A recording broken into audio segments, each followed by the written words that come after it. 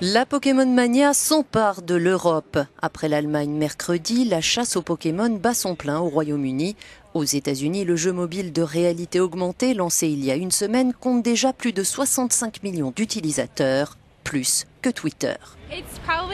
C'est probablement ce qui se rapproche le plus d'une capture de Pokémon dans la vie réelle. C'est ce type d'expérience. On a marché 3 km à Brooklyn samedi, rien que pour attraper un Pokémon. Et si les commerçants commencent à investir dans l'achat d'appâts à Pokémon pour attirer les joueurs, les lieux de mémoire s'inquiètent. Mercredi, le musée d'Auschwitz en Pologne a appelé les visiteurs à ne pas jouer aux Pokémon sur le site.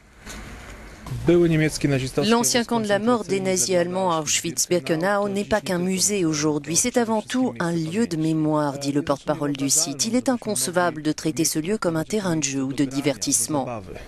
Le jeu soulève déjà des questions de sécurité, violation de propriété privée par les joueurs, collision entre piétons, voire carambolage sur la route. Pokémon Go a provoqué un premier accident dans l'État de New York. Le conducteur qui voulait attraper un Pokémon en est sorti indemne. Les panneaux de la sécurité routière recommandent désormais aux automobilistes de ne pas jouer au volant. En attendant d'éventuelles restrictions, le titre du japonais Nintendo, actionnaire de Niantic, le développeur américain de Pokémon Go, continue de flamber. Il a gagné 76% en une semaine à Tokyo.